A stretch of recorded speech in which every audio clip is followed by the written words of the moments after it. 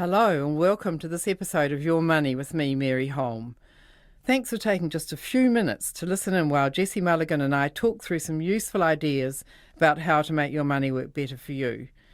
Just remember though, this is guidance. Final decisions are up to you.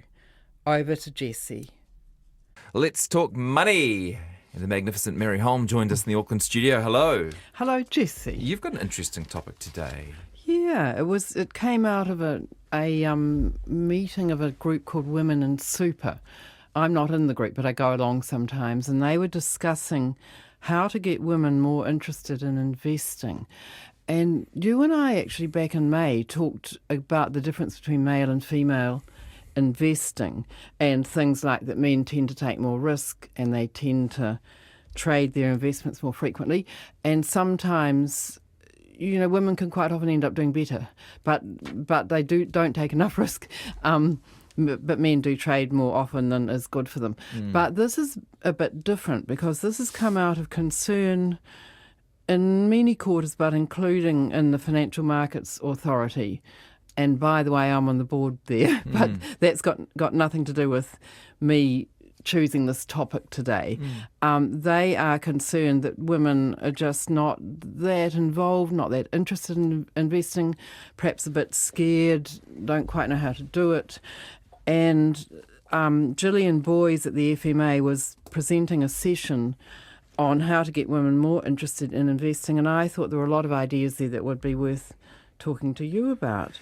Yes, please. Yeah. That would be great. So, and by the way, if you want to take part in this conversation, 2101 is the text number, or jessie@radionz.co.nz. We should probably address inevitable criticisms we'll get that you're being sexist, Mary. Yeah. Yes, indeed. So what would you like to say about that? Just that. In a minute, I'm going to tell you some of the results of the research that the Financial Markets Authority did on investing and the significant differences they found between the way men and women do invest. And so I don't think it's necessarily sexist if you're pointing out what's actually really happening out there. You're being descriptive, not prescriptive. I like that. Yeah, thanks. I learned that in social moral philosophy in 1993 at Waikato Uni. I've used it many times since. Yeah, it's very impressive. Lots of long words. We like long words. That's how you know someone's smart, because they use lots of long words. That's right, yes. And I think glancing down here, nearly all of mine is single syllable, but never mind. What Gillian started out, from Gillian Boyes from FMA, started out with some of the findings of the research that has been done by FMA and others. In KiwiSaver, there are actually slightly more women than men, but they're much more likely to be in the low-risk funds, much less likely to be in growth or aggressive funds, which is where the men are. And as a result, largely as a result of that, some ANZ research found that the women's balances were 28% lower than men's, which is quite significantly lower. And by the end of a saving life, that would be probably hundreds of thousands of dollars. That's right. Yeah, indeed it would. And partly it's simply because they are in lower risk funds, but there's more to it than that. The FMA found that when they looked at people who don't know what sort of fund they're in, it was 10% of men but 21% of women, so twice as many women as men weren't aware of what fund they were in. And the men are more likely to read the annual statement, to have compared their scheme with other schemes, to have checked on whether they're on track to meet their retirement savings goals. And men were also more knowledgeable and more confident about investing. They knew how to use investor materials more than women did. They knew what the FMA is, the Financial Markets Authority, which is an interesting one. You think, oh, well, who cares? It doesn't matter whether people know who they are or not. But the reason I think it does matter is that the FMA was created in 2011 to boost people's confidence in investing and in the capital markets and the share markets and KiwiSaver and financial advice, all the rest of that. And part of that, boosting that confidence, because they had found that a lot of New Zealanders were just too scared and put all their money in bank savings accounts and bank term deposits, and that was that. And that isn't the best thing for people to do. Nor for our economy, probably. That's right. It's not good for individuals or the economy as a whole. And so, as I say, it doesn't really matter if people don't know who the FMA is, but it is good if people know there is some government body there doing work that and that enables us to be more confident about our investing and about who we're going to advise for and just, all of that. Just to pick up that earlier point, so you said a couple of things, that women are more likely to be in conservative funds, yes, and that they are less likely to know what fund they're in. And I suppose those facts together are quite crucial, because fine if you know everything about where you're at and why you're doing it. Yeah. Fine if you're conservative and so you've chosen a conservative fund, or you've decided that you can't handle the volatility of a higher risk fund. But if you're in a conservative fund and you don't know that you're in a conservative fund, well, that's a problem, right? Because you should be making the choice. We really do want people to know what fund they're in and why they're in it. And, as I've said many times, the KiwiSaver Fund Finder on the Sorted website, if you just Google KiwiSaver Fund Finder, there's a little questionnaire that will help you work out what sort of fund you should be in. Side note, I had to give a telling off to my producer, who is a woman, this week, because she said to me, I think there's going to be a crash in the market, so I've switched my KiwiSaver from a growth fund to a conservative fund. And I said, haven't you been listening to Mary for the last 3 years on our show? Yes. You can't time the market. No, exactly. And, so many people, there are a lot of people out there saying there's bad stuff to come because we've had such a good long run for a long time. But, we might, and sure enough, we might. There might be a crash tomorrow afternoon, but it might not be. First of all, there might not be a crash. Things might just keep going fairly well, pretty steadily for quite a long time, or it might be 2 or 3 years off. In which case, if you move out now, you've missed out on some huge growth. It's just really not a good idea to try and do that. You need to be there's certain key days over a few years where you need to be in the market to get the benefit, and there's a good chance that you'll miss one of those days. That's right. And where your money could have gone up a whole lot, it's really not a good idea. That's naughty. No, it might be a bit different, I suppose, if you are still looking to get a house deposit. I know this is not this week's topic, but maybe you are starting to think more careful in the next year or two about using it, and then that would make sense, right, to go to a more conservative fund. If you were thinking of taking the money out for a house, or if you're in retirement and taking the money out, you do want to be moving into lower risk at that point. Other people who do move down risk like that when they're worried about the market, that's a sign that they really can't cope with volatility. They're psychologically not suited to it. And so I wouldn't say to someone, don't move down. I'd say, if you do feel you want to move down now, stay down. Don't try and move back and forth as the markets go, because those people, there's heaps of research to show they end up worst of all. Okay. So So getting back to these men and women differences, there were a couple of other things that the researchers found. Men tend to understand more about investing, such as the importance of diversification and the trade-off between risk and return. This is not just in New Zealand, it's found sort of through the Western world.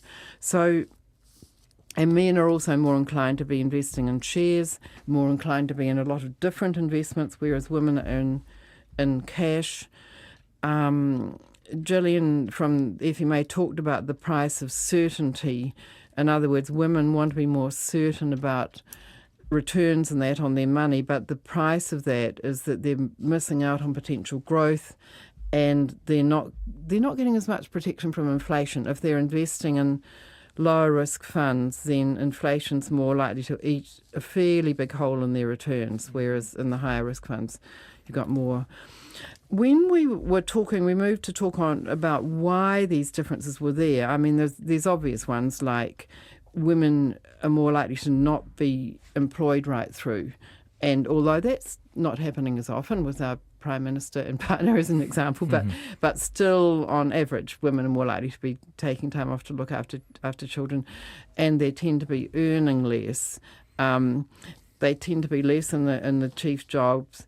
And Gillian Boyd said an interesting thing there. She said, in America, there are more chief executives called John or David than there are chief executives with any female name. Isn't that interesting? So, yeah, it's amazing. Yeah. And speaking of not having as much money to invest, can I just share this text with you because I'd like you to answer it. Throwing the cat amongst the pigeons, guys. This is such an upper class discussion because us middle class can't even think about investing as most of our income goes on rent or mortgage. Yeah. Now, hopefully that person is in KiwiSaver. And a lot of people in KiwiSaver don't count it as investing, but it is investing.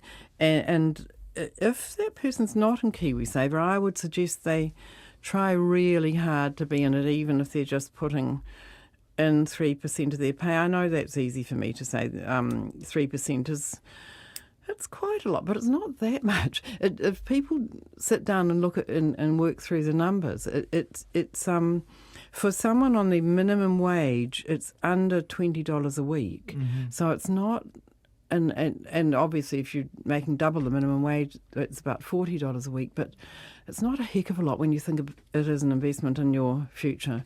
So that would be my response to that. Yes, I don't expect people to be in other investments apart from KiwiSaver necessarily. Mm-hmm. Yeah.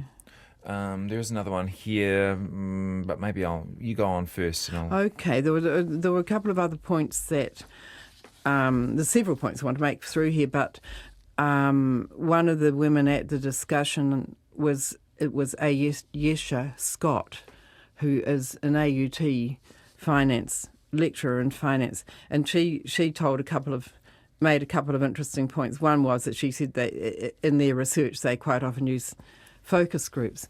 And what she's noticed is she's a fairly young woman running a focus group with a whole lot of men and women of all ages in there. And she says if she's noticed that if there is an older, confident white man in the focus group, people will tend to refer questions to him rather than to Ayesha. And she said even if he's saying total nonsense, they can't help but defer to the older white man, even over Ayesha, who has got a PhD in finance, and gosh. Yeah, she's just noticed that. We should get her on the show. She sounds like she'd be great. Yeah, she would actually. Yeah, she would. Another thing that she spoke about, Australian research on relationships, which found that women tend to show love and trust by deferring all financial decisions to the man. And that's the way they feel that they can show that they love and trust the man. And as she pointed out, people often end up divorced or the man dies. But I want to add to that, even if they don't get divorced and even if they both stay alive for a long, long time, the man doesn't necessarily know what he's talking about. It's far better in a relationship for both the man and the woman to be savvy about finances, and one of them can say to the other one, hey, maybe we should take a bit more risk, maybe we should take a bit less risk, maybe we should just diversify. Like any other issue, right? Like parenting or what you're going to eat or where you're going to travel or what sort of car to buy. Absolutely. Yeah, why should if you both know something about it, then you're more likely to nut it out together and work it out. And do something that you're both comfortable with. Yes. And I mean, one of the interesting points that was made there, and you and I have discussed it before, is that once you get a woman going, they are often quite good investors. And in fact, because they don't tend to trade as often, because they are got a longer time horizon, they often set clear goals. Part of the trouble, they're inclined to get financial advice more than men. Part of the trouble was observed is that a lot of the advisors are older men. When we looked at some of the data on who is a financial advisor, they're largely male and they're largely older. And so, especially for younger women, they often might not relate. There's nothing wrong with a younger woman going to an older man for financial advice, but a lot of people would prefer to get advice from someone who's a bit more like them. Having said all that, I mean, women, as I say, can do better than men as investors because they've got more patience and all of that. It's just that we've got to get them confident enough to do that. And there were various suggestions made, but did you have something else you wanted to ask me first? Let let me throw this one at you and see what you've got to say about it. Every time I go to the bank to renew my term deposit, the bank gets a representative to talk to me about investing through them instead. So I talked to an investment consultant, but I'm not willing to trust them in an area I have little knowledge or interest. That's from a woman. So I guess that's kind of like a reason or a justification. She's got a rental property by the sounds of things, and she's happy doing that rather than investing in companies which she doesn't know as much about. So that might be a specific example, but just a bit of feedback anyway. Yeah, no, it's interesting, though, that she doesn't feel she can trust them. And I think the banks have got a long way to go before people do trust them, because we all know that there's a lot of them out there where the pressure from the banks to get their employees to sign people up for these sort of funds. And so that woman, the suggestion that was being made to her might be really good for her, but it might be more that it's good for the teller or whoever she was with, you know. And the banks have really got to clean up their act on that. Some of them are, I know, they're moving to not incentivise their staff. In fact, I saw in the paper this morning, I think that ANZ's made some steps in that direction, and some of the other banks are as well. Okay. Yeah. Jessie, could you ask Mary if the 3% KiwiSaver allocation she was talking about is net or gross? 3%, I'm not sure. You know, you were saying that it would cost you $20 if you're on minimum wage and you put 3% into KiwiSaver. Yeah, no, that is gross, so it's 3% of your total pay. Okay. Yeah, yes. Moving on to how the gap might be closed so that women are investing more and investing more knowledgeably. Somebody said just moving into a growth fund, a KiwiSaver growth fund, provided, of course, that they don't plan to spend the money in the next 10 years in retirement or on a home, then that in itself will help close the gap a lot in how much money they end up with it in retirement. But they do have to have enough knowledge to cope with the ups and downs of that. They need to know how to learn about products and you know, there's a lot of work being done on trying to teach women. One point somebody made is that women tend, I don't know whether this is research or just anecdotal, but they tend to be more interested in socially responsible investment than men. Intuitively, that might be true, mightn't it? They really want to be sure they avoid investing in a fund that has investments in gambling products, pornography, armaments, that kind of thing. There's a lot of options like that in KiwiSaver now, socially responsible investing, that people can look out for. There was a woman lawyer at the session who said that it was very important to teach women to be braver. And she said she had 3 or 4 daughters, and she said that she's trying to train them to ask questions, and one of them's now gone to university, and comes home at the end of the day, and her mum says to her, "Did you ask some questions in the lecture today?" And the girl says no, and the mother says, "You've got to ask some questions." And the girl said something about she didn't really want to ask a question unless she knew what the answer was, which is That's great. Yeah, well, it's not really great. It's a great example. I mean, yeah. Yes, it's terrible, and that really is true. You see in all sorts of situations in classrooms or in conferences or seminars, workplace meetings, who ask the questions. Very, very often there are more men asking the questions than women, and women have got to learn to, it doesn't make you look like a fool. So often when I run seminars and people say afterwards, my question was too dumb, and I say, no. If you ask a question that seems basic, you can bet anything you like there are quite a few other people in the room who really want to know that same question. Yeah, it's not a silly thing. Small initial investments enable people to just put a little bit in. In KiwiSaver, you're allowed to be in more than one fund, and you're not allowed to be with more than one provider, but you can be in more than one fund. And if you're a bit conservative, and this all applies to men as well as women, of course. If you're in a conservative fund because you don't want to see the markets go up and down, you can ask your provider to move maybe a quarter of your total money or a third of your total money into a riskier fund, and just watch that going up and down and know that it's not your total amount of money. That might give you a bit more confidence, really. Another point that was made was the language that's used around investing. They talk about beating the market, which Gillian Boyd suggested means you're involved in combat and competition, and that's sort of more of a blokey thing. Talking about level playing fields, which is sort of a sports illusion. Talk about building portfolios, which is sort of about construction. And she or somebody there said, what about using cooking or sewing images or something like that, which is sort of sexist, but there you go. Okay. One interesting thing that Gillian did... it's more like benefiting from the market rather than beating the market, yes, right? Yeah. You're riding the wave of the market. Yeah, that's a nice surfing analogy, perhaps. Yes, which isn't... Well, it's interesting. When you go to a surf beach and look at the people coming off the surfboards, I often think they're all men, but when you look at them all coming in off the beach and get a closer look at them, a lot of them are women. Yeah. And they're not all young and blonde either. There's all sorts of people coming off those surfboards.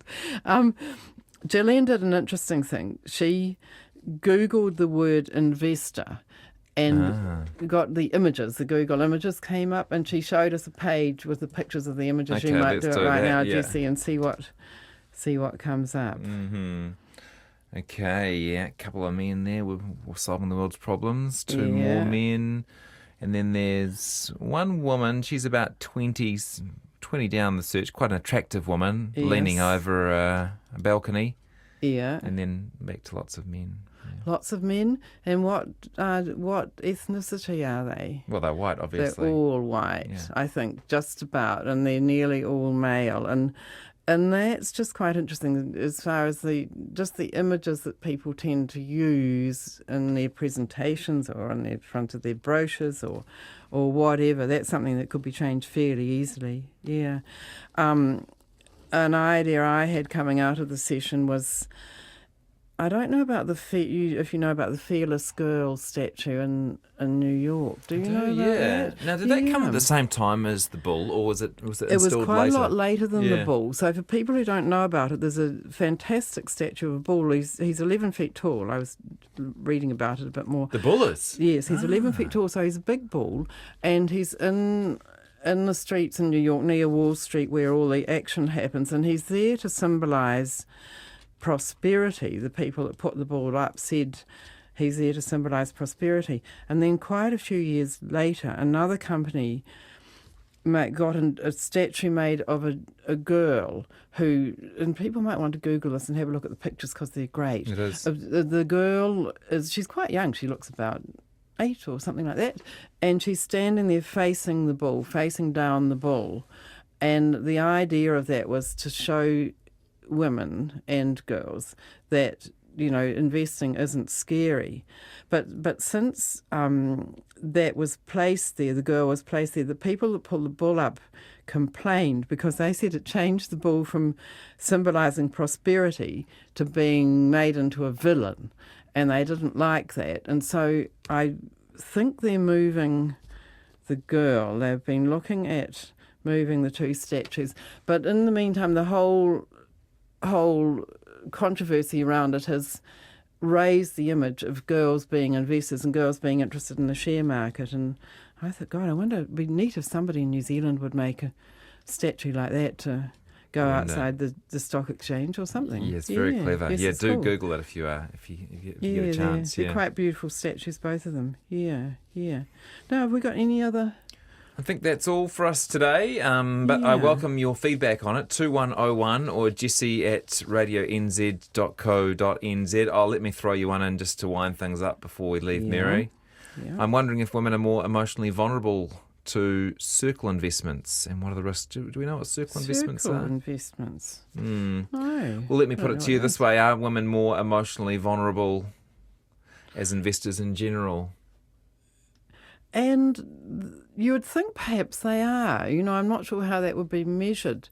I mean, I think the image of women is more vulnerable in all ways because they don't tend to be as physically strong as men. When you look at the statistics on who bashes who up, and domestic violence and that, it's certainly not all one way, but it's largely one way, isn't it? And I wonder if, and possibly it's partly around women caring for children, that they feel the children are vulnerable too, so if they're holding the children there, and whether that transfers through into investing. Certainly the research shows that women do tend to feel more worried about losing money, but there are plenty of ways you can invest without worrying too much. If you diversify widely, you're not going to lose the lot. And if you've got a 10-year horizon, if it goes down, it's going to come back up again. And once again, I'd just add in here, if you came to the conversation late, that Mary's talking about statistics that show general trends and differences between the genders in investing, and is not making any point about how they should be or how individuals necessarily act, and she's certainly not saying that there should be any differences, but that's just a bit of a snapshot of the way things look at the moment, and she's one of the people trying to change that. Thanks, Mary. Indeed. Nice to have you in. Thanks, Cheers. Jesse. Bye-bye. Mary's going on holiday for a few weeks, but she'll be back again in her regular slots.